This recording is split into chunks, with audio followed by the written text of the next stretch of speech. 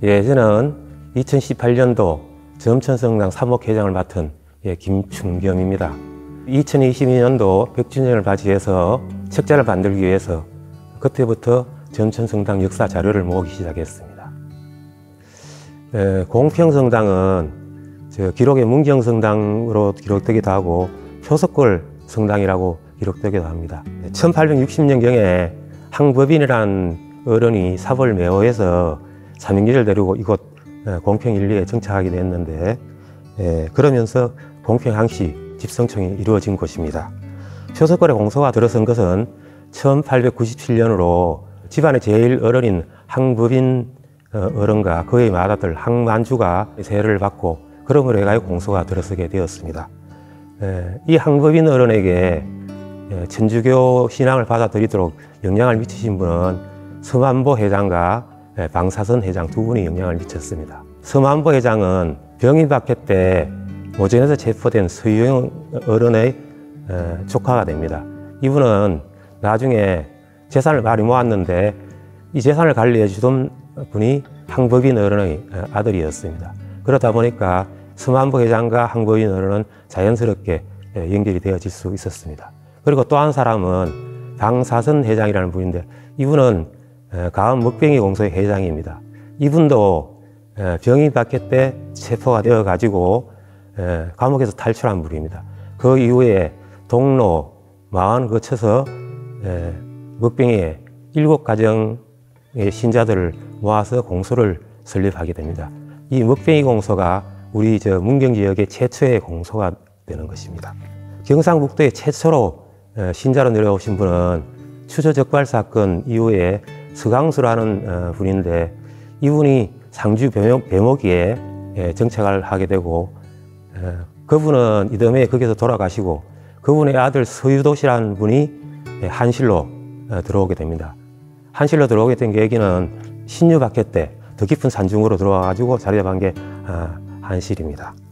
이 한실은 우리 천주교 역사에 대단한 중요한 의의를 가지고 있습니다. 이 한실은 영남 지역 최초의 공소가 됩니다. 그리고 외국인 프랑스 신부님들이 한실을 거쳤다가 경남 지역으로 내려가고 충청도로 넘어가고 서울로 넘어가는 그런 교두보 역할을 하는 그러한 곳입니다. 이 한실이 병에 박해 때 순교자를 내고 역사에서 사라지게 되는데, 산중으로 흩어져 있던 사람들이 먹뱅이 교요촌에서 모여가지고 최초의 공소를 설립하게 됩니다. 공소도 먹뱅이에서 일찍 형성되고 많은 공소의 신자들이 문경 곳곳에 산재해 있었습니다. 그 영향으로 인해 가지고 전체 공소를 관리할 수 있는 성당의 필요성이 이 문경 지역에 대두되게 된 것입니다. 공평성당 초대 신부님으로 1922년 9월 24일 김문옥 신부님이 부임하시게 됩니다. 이로써 공평성당의 역사는 시작됩니다. 이 김문옥 신부님은 예천성당 부지도 확보하시고 재임 기간 중에 안동성당의 부지도 확보하시고 마지막 가시기 전에 서문동 성당의 부지도 확보하심으로 해가지고 이 일대에 천주교 성당을 설립할 수 있는 기초를 마련하신 분입니다. 점천 지역은 1924년도 기차 종착역이 되면서 급속도로 발전을 하기 시작합니다. 당시 공평성당의 신부님이신 이기수 신부님은 공평이 교통이 불편하여 점천으로 성당을 옮기려고 했으나 성당을 옮기지를 못했습니다. 이기수 신부님이 산동으로 가시는 1948년 결단을 내립니다. 공평성당에서 한창성당으로 사제관을 본인이 직접 옮기고, 그리고 난 뒤에 오시는 분이 김동환 신부님이신데, 이분이 공평성당이 아닌 함창성당으로 발령을 받게 됩니다.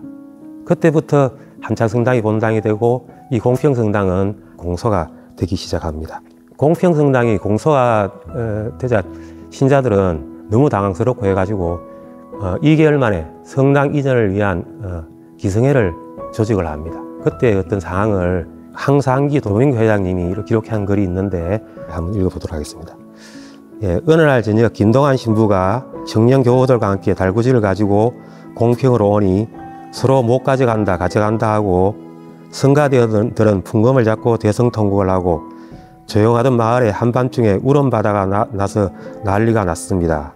결국 사과를 한다고 하고 미사도구 일체를 달구지에 싣고 가서 신부님께 인계해드리고 사과하고 돌아왔습니다. 그 당시 공평성당 신자들의 심경을 잘 이야기할 수 있는 그런 기록입니다. 그리고 빠르게 땅을 사서 점천으로 성당을 옮기는 작업을 시작하게 됩니다. 돈달산 자락에 지금 산재병원 자리에 그 성당을 짓기 시작하는데 그때가 1949년 봄입니다. 봄에 성당을 짓기 시작하는데 공평성당의 벽돌, 창문, 지붕, 창틀 이것들 전부 달구지하고 안여자들은 머리에 이고 그걸 전부 날라가지고 공평성 원형 그대로 산재병원 자리에 성당을 짓습니다. 그리고 1950년도 6월에 이 성당이 완공이 되는데 완공되자 6.25 동란이 일어납니다. 그래서 성당에 축성기도 하지 못하고 신자들은 피난을 가고 1953년도에 대구교교청에서 신부님을 데려가라고 연락이 옵니다. 그때 오신 분이 최영호 신부님이신데 그때부터 다시 공평성당에서 점천성당의 역사가 시작되고 공소 5년의 시기는 끝이 납니다. 성당은 1950년도에 지어지지만 사제관은 그 뒤 1956년도에 최영호 신부님이 짓습니다. 그리고 이 최영호 신부님은 사제관 건립 3개월 후에 다른 곳으로 이임을 하게 됩니다. 1956년 외관수도원에 독일 선교사가 파견된 것을 알고 신자 대표들이 외관에 가서 새 사제를 요청하였습니다. 그리고 오신 분이 영계울 교구에서 1952년도 중국 공산당에 의해서 추방되어 독일로 가셨다가 4년 만에 한국으로 돌아오시는 베네딕토 수도의 노도주 신부님이십니다. 노도주 신부님은 영길에 계실 때 450평 명월구 성당을 지으신 분입니다. 그 큰 성당을 짓고 관리하시던 분 눈에 차지 않았을 겁니다.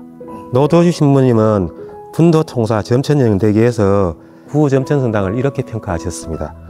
거천 운장 하나, 제대 공간은 넓고 입구의 종탑은 공간을 많이 차지한다. 지대가 높고 교통도 불편하고 양쪽으로 깊은 도랑이 둘러싸여 좁았다. 사제관은 허우대만 멀쩡하고 지장하긴 했지만 모양이며 모든 것이 실패에 가깝다. 이렇게 분도통사의 기록을 하셨는데 그 당시 성당으로 봐가지고 구점천성당이 그렇게 형편없는 성당은 아니었을 것 같은데 노도심 신부님 안중에는 내가 성당을 옮겨야 되겠다는 생각을 가지고 계셨기 때문에 아마 구점천성당에 대해서 더 신랄하게 비판하지 않았나 하는 그런 생각이 듭니다. 노도주 신부님은 1957년도에 지금 이 성당 자리하고 사제관 자리 540평 매입을 합니다. 그리고 본인이 직접 스케치를 하고 후지 사진을 찍어서 본인과 같이 명월구 성당을 지은 독일에 있는 알빈 신부님에게 설계를 부탁을 합니다. 이 성당은 1959년 3월부터 기차 공사를 시작합니다. 그리고 완공이 되는 게 1959년 12월 14일 축성식을 합니다. 불과 6개월 만에 성당이 완공이 되는데 사람들은 그 기록이 잘못됐다. 너무 빨리 지었기 때문에 아마 1960년 12월 14일이 아닌가 하고 기록도 많습니다. 그러나 이 성당은 6개월 만에 완공이 되었습니다. 지금 수녀 앞마당 자리가 경북역에 자동차 정비 공장이 있었고 그 다음에 사택이 있었던 자리인데 노도주 신부님은 성당을 짓기 전에 그 땅을 먼저 부지를 매입을 합니다.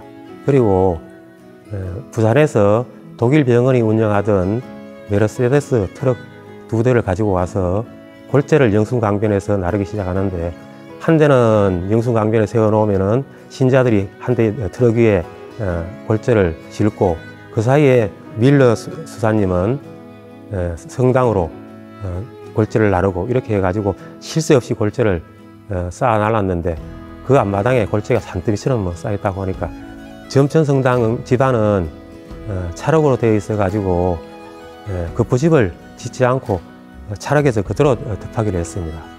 공사가 시작되면서 외관수도원에서는 적벽돌을 짓기 시작했고, 모래자갈을 실어 날랐던 트럭은 외관수도원에서 찍어놓은 적벽돌을 점천성당으로 나르기 시작합니다. 3월 달에 시작된 공사는 6월 달이 되면서 벽면 3분의 1을 다 완성하고, 6월 기공식 때 신자들이 바닥에도 있었지만 벽에 쭉 걸터 앉아가지고 기공식을 구경을 하고, 아이들은 그 벽 위에서 뛰어놀고 했다고 합니다. 9월 달에는 이 성당 벽면이 다 완성이 됩니다. 벽면 두께가 앞면은 1m가 넘고 이쪽 옆면은 벽돌로 붉은 벽돌로 쌓은 게 80cm가 넘습니다. 이렇게 빨리 완성될 수 있었던 것은 옆에 동바리를 받치지 않고도 공사를 할 수 있었고, 사람들이 지게로 벽돌을 지고 올라가면서 차곡차곡 그냥 길을 걸어가듯이 그렇게 벽돌을 쌓아 올랐기 때문에 불과 6개월 만에 이 성당 모든 벽면이 완성이 될 수 있었습니다. 그 다음에 이 건물은 지금 철근이 하나도 들어가지 않은 건물입니다. 철근 없이 적벽돌로 저쪽에 쌓다 보니까 공사가 그렇게 빨리 진행될 수 있었습니다. 이 건물은 단순히 현장에서 지어진 그런 건물이 아니고, 현장에 야니우리오 수사님, 이분이 건축의 명장이신데, 이분하고 노도주 신부님이 현장을 직접 지휘하시고, 외관수도원에서는 숙련된 명장들이 벽돌을 굽고 목재를 제작하고 마룻바닥을 만들고, 현장과 외관수도원에서 동시에 모든 작업이 이루어졌기 때문에, 그리고 트럭으로 그걸 매일같이 실어 날랐기 때문에 이렇게 공사가 빨리 완공될 수 있었습니다. 또 그 바탕에는 치수 하나하나 정확하게 설계가 됐기 때문에 조립식으로 맞추듯이 탁탁탁 맞춰가지고 성당을 만들었기 때문에 6개월에는 빠른 시일 내에 이 성당이 완공될 수 있었습니다. 1970년이 되면서 안동교구로 편입이 됩니다. 안동교구 편입되고 난 뒤에 처음에 오신 신부님이 김묵태 신부님이신데, 김묵태 신부님 재임 기간 중에 안동교구 설립되면서 첫 성체대회가 이곳 점천에서 열립니다. 1970년 10월 4일 문경여고에서 첫 성체대회가 열리는데, 이때 더봉주교님이 오시고 로톨리 교황대사가 성체대회에 참석을 하십니다. 성체대회가 끝나고 시가행진을 하는데, 그 시가행진 길이가 성체가 우리 성당에 들어오고도 문경여고에는 신자들이 남아서 기다렸습니다. 성체대회 행진 중에는 36사단 구락대가 시가행진에서 악주를 해서 우리 신자들뿐만 아니고 점천에 있는 모든 사람들이 그 성체대회를 보러 시내로 몰려들었다고 합니다. 점천성당 이 건물의 특징은 앞선 시대 정신을 반영한 그런 설계로 만들어진 성당입니다. 노도주 신부님은 벽을 향한 미사가 아닌 신자를 향한 미사, 그리고 감시를 제대에서 분리시키는 이러한 미사를 이 성당 설계에 반영을 했습니다. 베네딕토 내에서도 노도주 신부님의 이 설계를 다 찬성하지는 않았습니다. 분도총사 기록에 의하면은 원장 신부는 20년 전 연길에서 처음 발상된 새로운 전례 방식을 반대하였으나 노도 신부님은 뜻을 굽히지 않았다. 보통 옛날 성당을 보면은 이렇게 제대에서부터 쭉 뒤로 이어지는 장방형 그런 성당인데, 우리 성당은 이쪽 폭이 넓습니다. 이쪽 양쪽 폭이 넓어가지고 우리 신자들이 제대로 더 가까이 갈 수 있도록 그렇게 설계가 되었고, 또 이렇게 부채꼴로 점점 넓어지도록 이렇게 된 그런 설계이기 때문에 또 어떤 자리에서도 신자들이 제대를 바라볼 수 있도록 그렇게 설계가 되었습니다. 그리고 이쪽 그 제대와 신자석 사이에 이렇게 벽이 있는데, 노도주 신부님이 독일로 보낸 그런 간이 설계도에 보면은 신자석 제 끝에서 제대를 향해도 시선이 집중될 수 있도록 이 벽을 설치를 했습니다. 우리 성당은 이 성당 전체 건물하고 창의 비율이 아주 잘 되어 있는 그런 성당입니다. 2층의 창문은 2층에서 제대 쪽으로 빛이 들어올 수 있도록 벽면에 비해서 아주 큰 창을 배치를 했고, 성당 내부에 보면은 이렇게 주상절리처럼 쭉 올라와 있는 이 기둥이 있는데 이 기둥이 지금 14개입니다. 기둥이 14채다 보니까 창문은 지금 6개가 12개가 됩니다. 12개 창문에 예수님 12사도 상이 지금 스테인글라스로 새겨져 있습니다. 우리 성당은 실용적으로 지어진 성당입니다. 1층 신자석의 3분의 1이 2층 신자석으로 배치되어 있습니다.